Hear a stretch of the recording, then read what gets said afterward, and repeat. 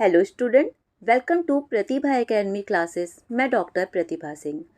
आज की क्लास में हम लोग गोदान उपन्यास को पढ़ेंगे, जो कि बिहार एसएट और यूजीसी नेट के पाठ्यक्रम में भी शामिल है। और वैसे भी गोदान उपन्यास हर एक एग्ज़ाम के लिए काफ़ी ज़्यादा महत्वपूर्ण है, क्योंकि इस उपन्यास से किसी न किसी एग्ज़ाम में 1 या 2 प्रश्न तो ज़रूर पूछे जाते हैं। तो आज की क्लास आप सभी के लिए काफ़ी ज़्यादा इम्पॉर्टेंट है। क्लास को काफ़ी ध्यानपूर्वक देखिएगा। इस उपन्यास से संबंधित हर एक महत्वपूर्ण बिंदुओं पर मैं आप लोगों से चर्चा करूंगी।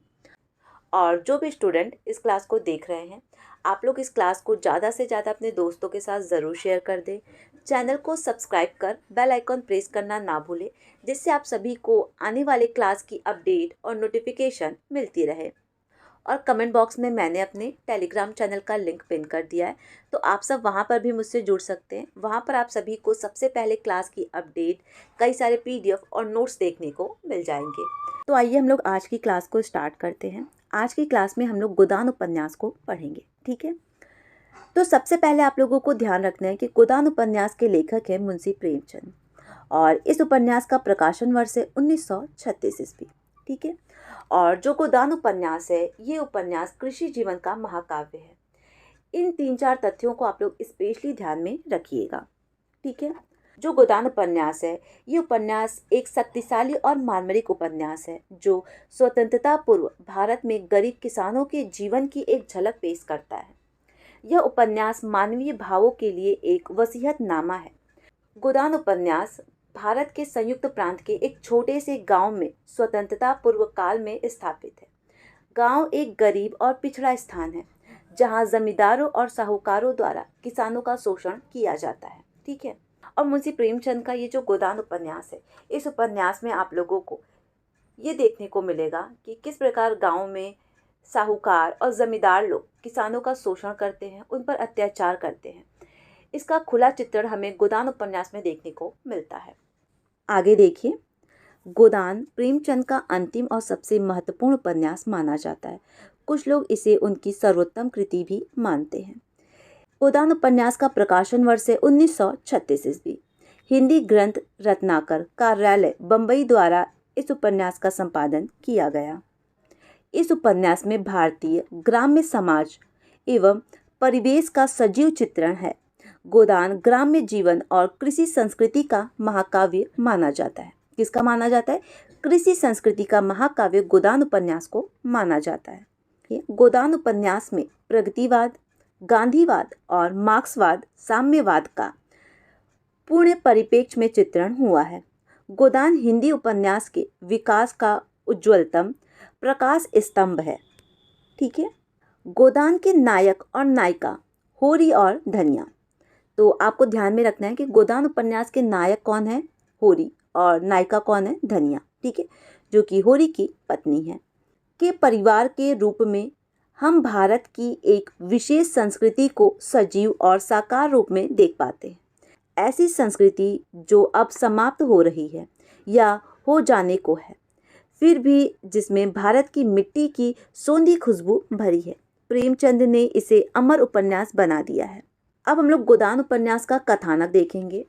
क्योंकि गोदान उपन्यास काफ़ी विस्तार है, तो जिन भी स्टूडेंट्स ने गोदान उपन्यास को नहीं पढ़ा है, आप लोग इसके कथानक को 1 से 2 बार पढ़ लेंगे, तो आप लोगों को गोदान उपन्यास की क्या पृष्ठभूमि है, ये काफ़ी अच्छे से स्पष्ट हो जाएगा।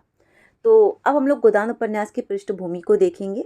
उपन्यास वे ही उच्च कोटि के समझे जाते हैं जिनमें आदर्श तथा यथार्थ का पूर्ण सामंजस्य हो। गोदान में समांतर रूप से चलने वाली 2 कथाएं हैं, एक ग्राम्य कथा है और दूसरी नगरीय कथा है, ठीक है। तो आप लोग इस बात को ध्यान में रखिएगा कि गोदान उपन्यास में 2 समांतर कथाएं चलती हैं। एक तो ग्राम्य जीवन की जो पात्र हैं उनकी कथाएं, और दूसरा जो शहरी जीवन की पात्र हैं उनकी कथाएं। आगे हम लोग देखेंगे कि कौन ग्राम्य जीवन के पात्र हैं और कौन शहरी जीवन के पात्र हैं, ठीक है। लेकिन इन दोनों कथाओं में परस्पर संबंध तथा संतुलन पाया जाता है।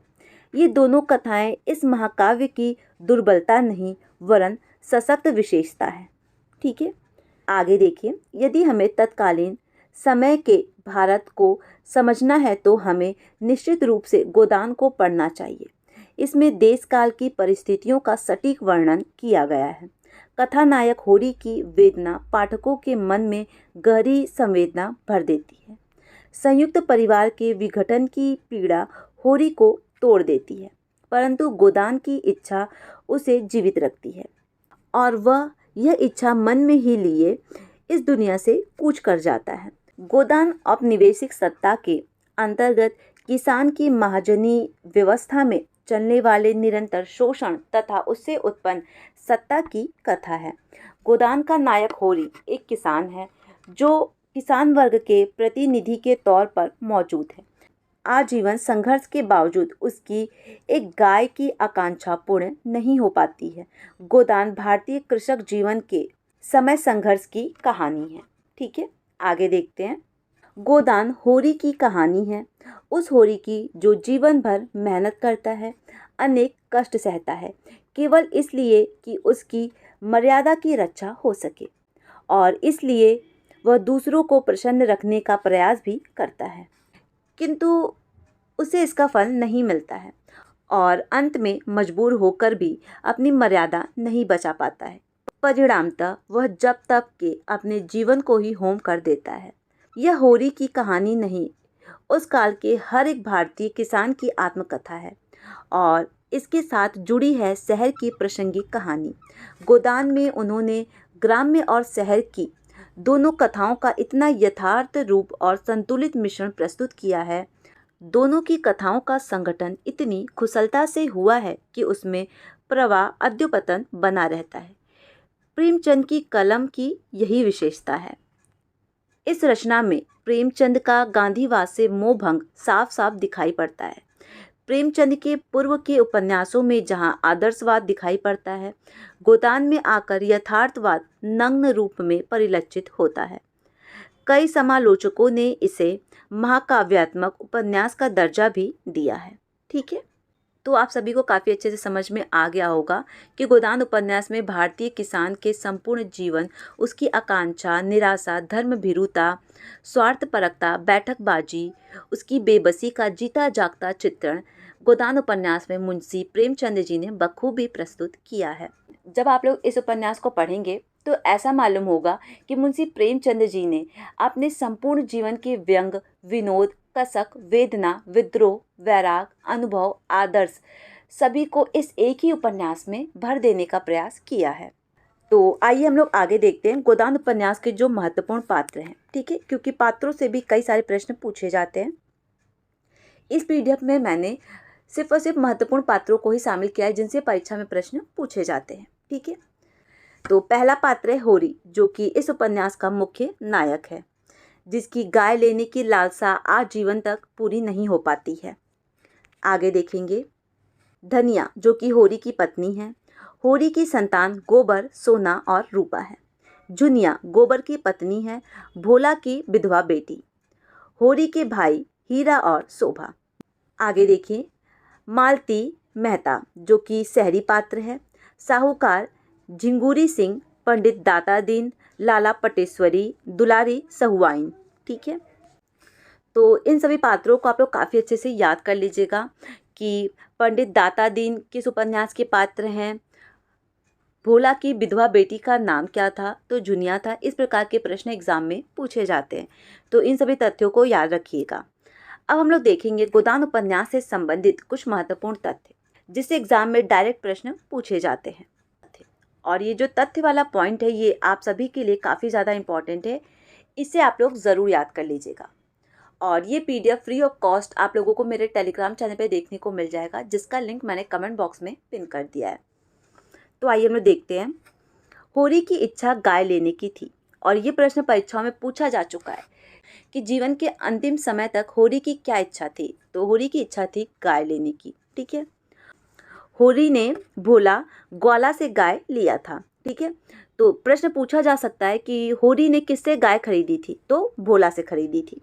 ठीक है, होरी के गांव का नाम क्या था, तो होरी के गांव का नाम बेलारी था और ये प्रश्न परीक्षाओं में कई बार पूछा जा चुका है, तो इसे स्पेशली याद रखिएगा। गोबर का वास्तविक नाम है गोवर्धन। ठीक है, तो इसे भी ध्यान में रखिएगा। बाहर से तितली और भीतर से मधुमक्खी, यह कथन गोदान उपन्यास में मालती के लिए, और ये प्रश्न यूजीसी नेट और अन्य परीक्षाओं में 4 से 5 बार पूछा जा चुका है, तो इसे आप लोग स्पेशली ध्यान में रखिएगा। आगे देखते हैं। गोदान उपन्यास यथार्थवाद उपन्यास है, ना कि आदर्शवाद। ठीक है, आगे देखिए। पहना दो मेरे हाथों में हथकड़ियाँ, देख लिया तुम्हारा न्याय और अक्ल की दौड़, यह कथन धनिया का है और ये प्रश्न यूजीसी नेट की परीक्षाओं में पूछा जा चुका है। आगे देखिए। उपन्यास में महाजनी सभ्यता का विरोध हुआ है। कृषक की आर्थिक समस्या का चित्रण हमें गोदान उपन्यास में देखने को मिलता है। यह उपन्यास समस्या प्रधान उपन्यास है। ठीक है, प्रश्न पूछा जा सकता है कि गोदान उपन्यास किस प्रकार का उपन्यास है, तो गोदान उपन्यास समस्या प्रधान उपन्यास है। ठीक है, आगे देखिए। गोदान उपन्यास में गांधीवाद और मार्क्सवाद को प्रेमचंद जी ने घुला मिला दिया है। ये कथन किसका है, तो ये कथन है बच्चन सिंह का और ये प्रश्न यूजीसी नेट के एग्जाम में 2 बार पूछा जा चुका है, तो इस कथन को आप लोग याद रखिएगा। आगे देखते हैं। प्रेमचंद का सबसे विख्यात और अंतिम उपन्यास है, तो वो है गोदान, जिसका प्रकाशन वर्ष है 1936 ईस्वी। गोदान की कथा वस्तु कृषक की समस्याओं पर आधारित है। होरी के पास 5 बीघा जमीन था। ठीक है, तो इसे भी आप लोग ध्यान में रखिएगा कि होरी के पास कितनी जमीन थी, 5 बीघा थी। आगे देखिए। गांव की कथा और शहर की कथा साथ साथ चलती है, फिर दोनों कथाओं में संबद्धता और संतुलन पाया जाता है। गोदान एक राष्ट्रीय प्रतिनिधि उपन्यास है। आगे देखिए, और ये कथन काफ़ी ज़्यादा महत्वपूर्ण है। उपन्यास में शोषण व अन्याय के विरुद्ध बढ़ती हुई नई पीढ़ी की विद्रोह और असंतोष का प्रतीक है, तो कौन है, गोबर है। ठीक है, जो कि होरी और धनिया का पुत्र है। मालती व मेहता लखनऊ में रहते हैं, जो कि शहरी पात्र हैं। राय साहब सिमरी गांव में रहते हैं और ये प्रश्न भी पूछा जा चुका है कि राय साहब किस गांव में रहते हैं, सिमरी गांव में रहते हैं। ठीक है, और ये प्रश्न परीक्षाओं में पूछा जा चुका है कि राय साहब किस गांव में रहते हैं, तो राय साहब सिमरी गांव में रहते हैं। और यहाँ पर एक तथ्य आप लोग नोट डाउन कर लीजिए कि गोदान उपन्यास में 2 गाँव का चित्रण हमें देखने को मिलता है, जहाँ होरी रहता है बेलारी गाँव और जहाँ राय साहब रहते हैं सिमरी गाँव। ठीक है, और प्रश्न परीक्षा में कई बार पूछा जा चुका है कि गोदान उपन्यास में किन 2 गाँव का चित्रण देखने को मिलता है, तो आपको याद होना चाहिए बेलारी और सिमरी गाँव। ठीक है, आगे देखते हैं। प्रेमचंद ने गोदान को संक्रमण की पीड़ा का दस्तावेज बताया है। तो अब हम लोग इस क्लास की अंतिम पंक्ति देखेंगे। पंडित दाता दीन के पुत्र का नाम माता दीन था। ठीक है, तो इस प्रकार गोदान उपन्यास से संबंधित जितने भी महत्वपूर्ण तथ्य थे, जिनसे प्रश्न पूछे जा सकते हैं, जिनसे प्रश्न परीक्षा में पूछे गए हैं, उन सभी तथ्यों को मैंने इस क्लास में काफ़ी विस्तारपूर्वक पढ़ा दिया है। और जो भी स्टूडेंट इस क्लास को देख रहे हैं, आप लोग एक बात को ध्यान में रखिएगा। इस क्लास में मैंने जो गोदान उपन्यास के महत्वपूर्ण तथ्य आप लोगों को पढ़ाए हैं, जितने भी 10 से 15 महत्वपूर्ण तथ्य थे, इन तथ्यों को आप लोग स्पेशली याद कर लीजिएगा, क्योंकि ये सारे प्रश्न एग्जाम में पूछे जा चुके हैं, जिसे मैंने 1 लाइनर में चेंज कर यहाँ पर टाइप कर दिया है। तो इसे आप लोग ज़रूर से याद कर लीजिएगा। और ये क्लास आप लोगों को कैसा लगा, आप लोग कमेंट करके मुझे ज़रूर बताइएगा। इस क्लास को ज़्यादा से ज़्यादा अपने दोस्तों के साथ शेयर करना, चैनल को सब्सक्राइब कर बेल आइकन प्रेस करना ना भूलें, जिससे आप सभी को आने वाले क्लास की अपडेट और नोटिफिकेशन मिलती रहे। और कमेंट बॉक्स में मैंने अपने टेलीग्राम चैनल का लिंक पिन कर दिया है, तो आप सब वहाँ पर भी मुझसे जुड़ सकते हैं। वहाँ पर आप सभी को कई सारे PDF और नोट्स देखने को मिल जाएंगे। और आज की क्लास में मैंने जो PDF आप लोगों को पढ़ाया है, ये PDF भी आपको मेरे टेलीग्राम चैनल पे देखने को मिल जाएगा। किसी भी प्रकार का कोई भी डाउट होता है तो आप लोग मुझे कमेंट करिए, या फिर कमेंट बॉक्स में मैंने अपने इंस्टाग्राम और फेसबुक का लिंक पिन कर दिया है, तो वहाँ पर आप लोग मुझे डायरेक्ट मैसेज कर सकते हैं। Thank you.